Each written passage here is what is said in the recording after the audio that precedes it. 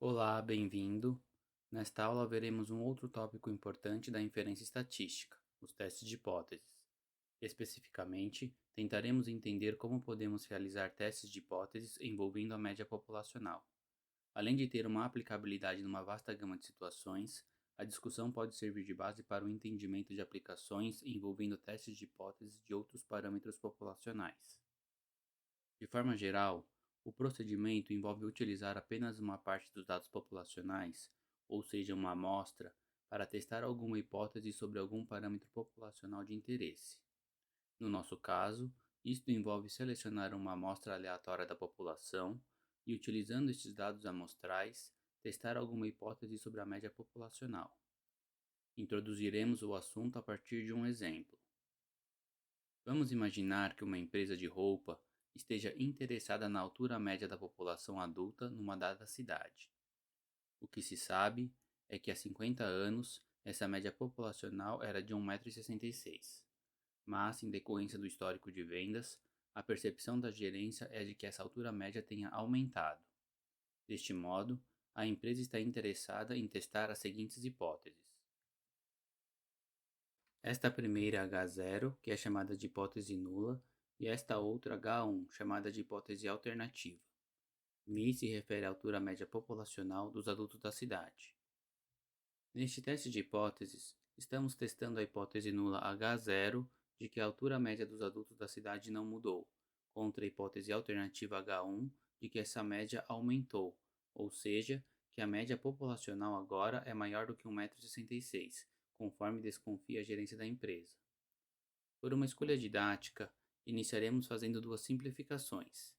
Primeiro, que os dados populacionais de altura dos adultos da cidade de onde tiraremos a amostra seguem uma distribuição normal. Segundo, que conhecemos o desvio padrão dos dados populacionais. Isto possibilitará uma exposição mais intuitiva. Duas coisas a serem notadas é que o sinal de igualdade está na hipótese nula, o que deverá sempre ocorrer pelo motivo que ficará mais claro no decorrer da aula, e também que o Mi, que aparece nas hipóteses, se refere à média populacional e não à média amostral. Isto porque o que estamos fazendo é testar hipóteses sobre algum parâmetro populacional desconhecido, e não sobre a amostra. Como seria impraticável coletar os dados das alturas de todos os adultos da cidade e depois calcular a média populacional, a empresa irá utilizar uma amostra aleatória de tamanho 65. Por amostra aleatória, queremos dizer que cada amostra possível de mesmo tamanho tem a mesma probabilidade de ser escolhida. A pergunta que queremos responder é como poderíamos utilizar esses dados amostrais para ou rejeitar a hipótese nula de que a média populacional é igual a 1,66 m e assim concluir que a média populacional é maior do que 1,66 m, ou não rejeitar a hipótese nula. Uma abordagem intuitiva poderia ser assumir a priori que a hipótese nula é verdadeira, ou seja, que a média populacional é igual a 1,66 m. E depois, utilizamos a amostra para rejeitar ou não essa premissa. De fato, essa é a abordagem do teste de hipóteses que veremos nesta aula. Ainda de forma intuitiva, como estamos interessados em testar a hipótese nula contra a hipótese alternativa de que a média populacional é maior do que 1,66, parece razoável rejeitarmos a hipótese nula e concluir que a hipótese alternativa é verdadeira se essa diferença x barra menos 1,66 for muito grande, em que x barra é a média amostral a ser obtida após selecionada a amostra e 1,66 é a média que assumimos a priori para a população. Caso contrário, ou seja, se a média amostral estiver próxima de 1,66, não rejeitamos a hipótese nula. Assim, intuitivamente, poderíamos pensar em proceder da seguinte forma. Rejeitamos H0 se essa diferença for suficientemente grande e não rejeitamos se a diferença não for tão grande assim. Neste nosso exemplo, se a média obtida com a amostra for muito maior que a média que assumimos inicialmente para a média populacional, então poderíamos rejeitar a hipótese nula de que a média populacional é 1,66.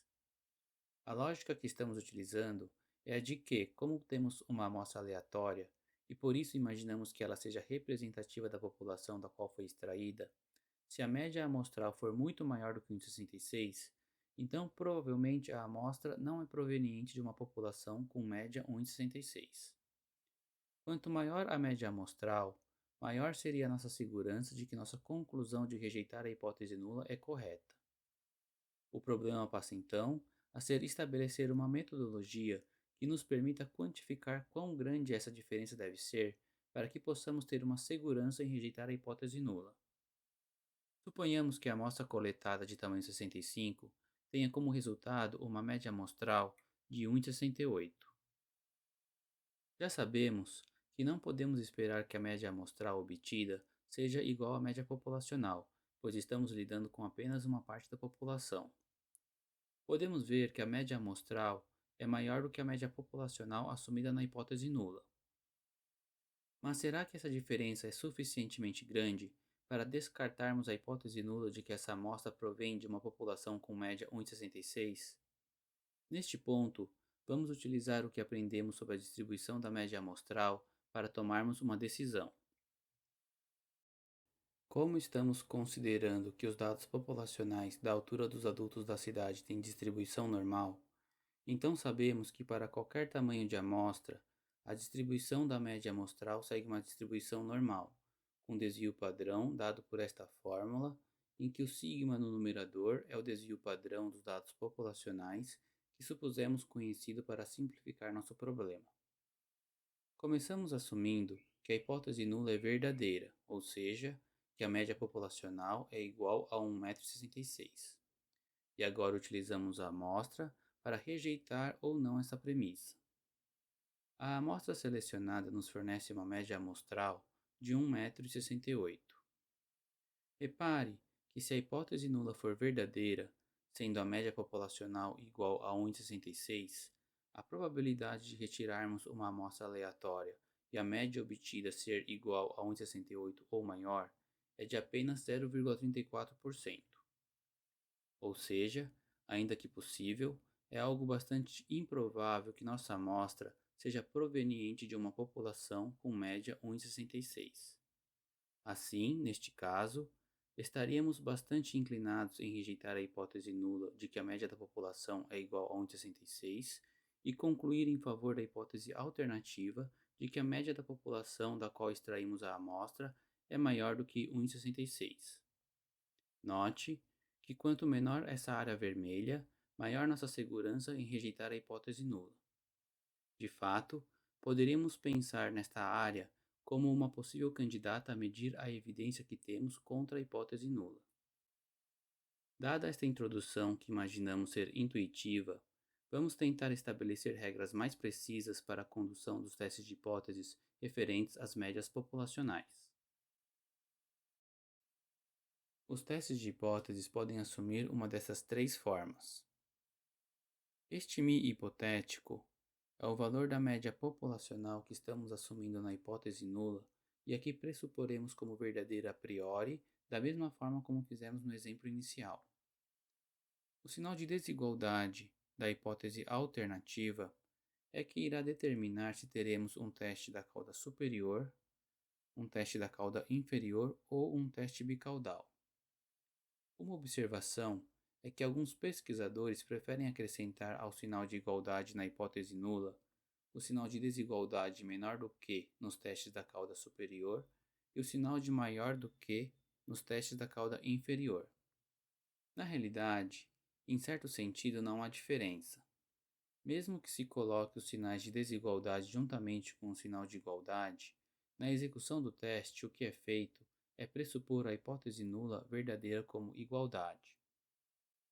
Além das hipóteses em que devemos escolher uma destas três formas, outro elemento do teste é o nível de significância, frequentemente notado por alfa. Este deve ser escolhido pelo pesquisador que está conduzindo o estudo. Geralmente é fixado em 5% ou 1%, e às vezes em 10%. Um pouco mais para frente veremos o seu significado. Outro elemento dos testes são os pressupostos para sua realização, que decorrem da necessidade de termos a distribuição da média amostral normalmente distribuída, ou pelo menos aproximadamente normal. Assim, Conforme as regras práticas que vimos em aulas anteriores, para que o teste produza resultados exatos, é necessário que os dados populacionais de onde extraímos nossa amostra sigam uma distribuição normal. Isto porque, neste caso, a distribuição da média amostral será normal. Felizmente, se tivermos uma amostra de tamanho 30 ou mais, na maioria dos casos, isto já é o suficiente para que possamos aplicar o teste de hipóteses sem nos preocupar com a necessidade de normalidade da população, pois na maioria dos casos, com uma amostra maior do que 30, já poderemos aproximar a distribuição da média amostral por uma distribuição normal. Se a população for muito assimétrica ou tivermos muitos outliers, ou seja, valores atípicos em relação aos demais, então alguns autores recomendam que o tamanho da amostra seja de no mínimo 50 ou 70, dependendo da bibliografia. Vale notar que quando não temos normalidade dos dados populacionais e temos que nos apoiar no tamanho da amostra para justificar a aplicabilidade do teste de hipóteses, os resultados dos testes de hipóteses que estamos vendo são aproximados, pois a distribuição da média amostral será aproximadamente normal. Outro pressuposto para a aplicação do teste é que a amostra deve ser aleatória. Com isso, esperamos que a amostra seja representativa da população. Não podemos esperar um resultado válido se a amostra for viesada. Outro elemento do teste de hipóteses é a estatística de teste, calculada por esta fórmula, em que x barra é a média obtida com a amostra, o μ hipotético é a média populacional considerada na hipótese nula e presumida como verdadeira a priori, o sigma chapéu é o desvio padrão dos dados populacionais estimado utilizando a amostra, e n é o tamanho da amostra. Note pelo numerador que estamos utilizando a mesma ideia que vimos no exemplo inicial, em que sugerimos que estaríamos propensos em rejeitar a hipótese de que a média populacional é igual a um dado valor hipotético se a média obtida com a amostra for muito distante deste valor hipotético. Aqui precisamos recorrer à estatística de teste, pois, diferentemente do exemplo inicial, não conhecemos o desvio padrão dos dados populacionais e temos que estimá-lo utilizando a amostra. Também podemos ver a necessidade deste pressuposto de normalidade. Precisamos da normalidade dos dados populacionais de onde é extraída a amostra para que esta estatística de teste tenha uma distribuição t-de-student. Se não temos a normalidade da população, então devemos ter uma amostra suficientemente grande para que a distribuição da média amostral seja aproximadamente normal, o que na maioria dos casos significa uma amostra maior do que 30. Se não temos nem a normalidade dos dados populacionais e nem uma amostra suficientemente grande, então não podemos esperar que a execução do teste tenha um resultado satisfatório, pois não saberemos a distribuição da média amostral e, consequentemente, não poderemos pressupor que a estatística de teste segue uma distribuição t-de-student. Calculada a estatística de teste a partir de uma amostra obtida, e considerando que o pressuposto da normalidade populacional seja válido ou temos uma amostra suficientemente grande, utilizaremos o valor observado da estatística de teste para calcular o valor P. Para facilitar, vamos deixar para ver graficamente o significado do valor P para cada um dos testes nos slides posteriores. Por fim, temos a regra de rejeição da hipótese nula. Se o valor P for maior do que o nível de significância estabelecido pelo pesquisador, não rejeitamos H0. Se o valor P for menor ou igual ao nível de significância, rejeitamos H0. Vamos representar graficamente cada um destes testes no intuito de entendê-los melhor.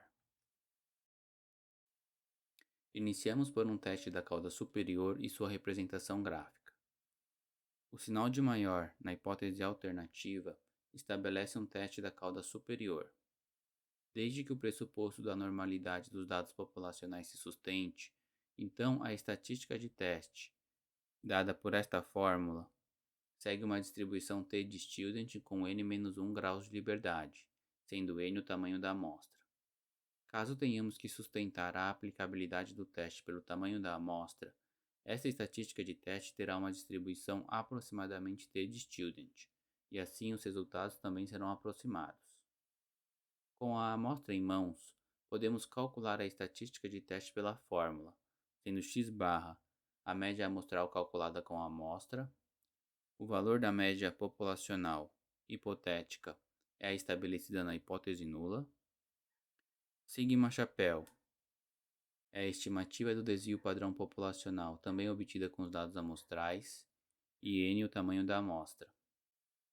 O valor da estatística de teste calculado irá delimitar uma área na cauda superior, esta área em vermelho no gráfico. Esta área em vermelho é o valor P do nosso teste da cauda superior.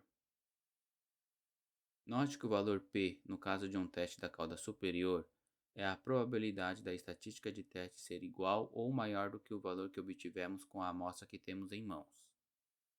Tendo o valor P, basta aplicar a regra de rejeição da hipótese nula, já que o nível de significância é previamente estabelecido pelo pesquisador. Se o valor P for maior do que o nível de significância estabelecido, então não rejeitamos a hipótese nula.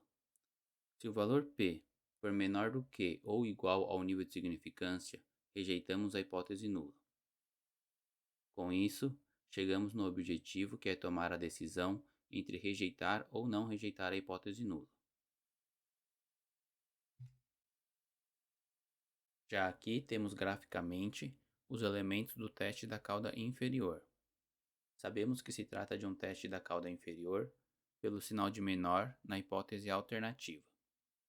O que muda aqui é o cálculo do valor P, sendo a fórmula da estatística de teste e a regra de decisão as mesmas vistas no teste da cauda superior do slide anterior. Num teste da cauda inferior, o valor P é dado por esta área em vermelho, delimitado superiormente pela estatística de teste. Note que o valor P, no caso de um teste da cauda inferior, é a probabilidade da estatística de teste ser igual ou menor do que o valor que obtivemos com a amostra que temos em mãos. Obtido o valor P, utilizamos a mesma regra para decidir se rejeitamos ou não a hipótese nula. Por fim, temos o teste bicaudal. O sinal de diferente na hipótese alternativa estabelece um teste bicaudal. Como antes, tanto a fórmula para a obtenção da estatística de teste como a regra de decisão não mudam, mas para facilitar os cálculos, pegamos o valor absoluto da estatística de teste. O que muda de fato é o cálculo do valor P, que é a soma destas duas áreas em vermelho. Calculada a estatística de teste, nós simplesmente pegamos o seu valor absoluto, portanto, o seu valor positivo, calculamos essa área e, como a distribuição T é simétrica, multiplicamos essa área por 2, pois a área nesta outra cauda é a mesma formada na cauda superior. Com o valor P, aplicamos a mesma regra de decisão do teste da cauda inferior e superior. Se o valor P for maior do que o nível de significância estabelecido pelo pesquisador, não rejeitamos a hipótese nula H0. Se o valor P for menor do que ou igual ao nível de significância, rejeitamos H0. Nos testes de hipóteses que acabamos de ver, utilizamos uma amostra para ou rejeitar a hipótese nula e concluir que a hipótese alternativa é verdadeira, ou então não rejeitar a hipótese nula. Seja qual for a decisão que tomamos, como utilizamos uma amostra para inferir algo sobre um parâmetro da população, poderemos cometer um erro. O erro do tipo 1 ocorre quando rejeitamos a hipótese nula quando ela é verdadeira. Já o erro do tipo 2 ocorre quando não rejeitamos a hipótese nula quando deveríamos rejeitá-la por ela ser falsa. Alguns autores consideram que estaremos cometendo um erro do tipo 2 apenas se dizermos explicitamente que aceitamos a hipótese nula quando ela é de fato falsa.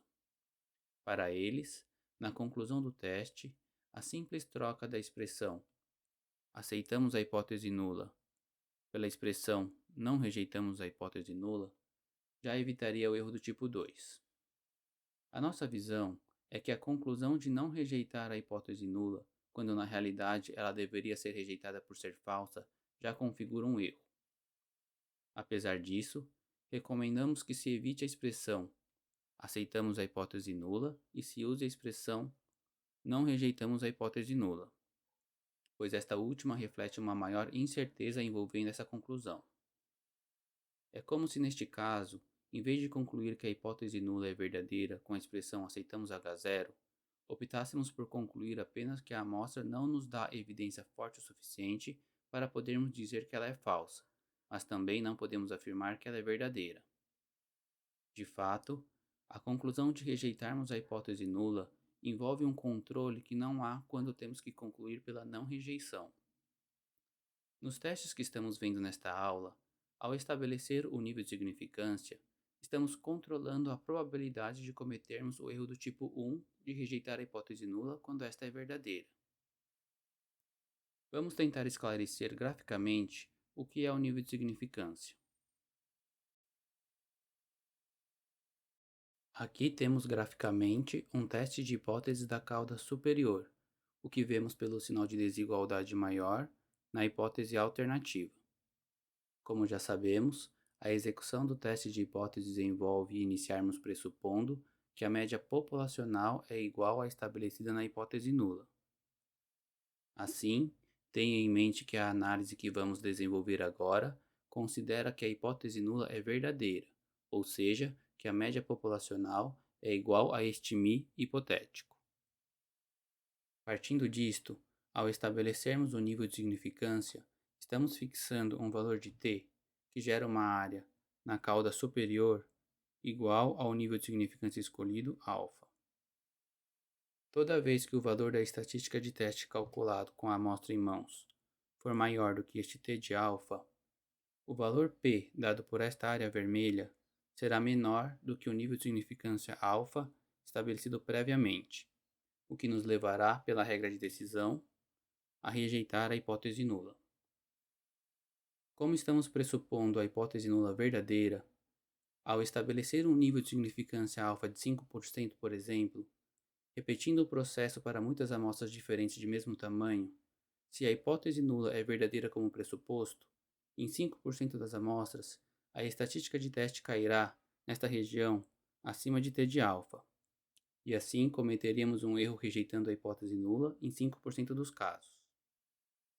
Em resumo, o nível de significância que, relembrando, é estabelecido pelo pesquisador é a probabilidade de rejeitarmos a hipótese nula quando esta é verdadeira, ou seja, é a probabilidade de cometermos o erro do tipo 1. Portanto, ao escolher um nível de significância, estamos controlando a probabilidade de cometermos o erro do tipo 1.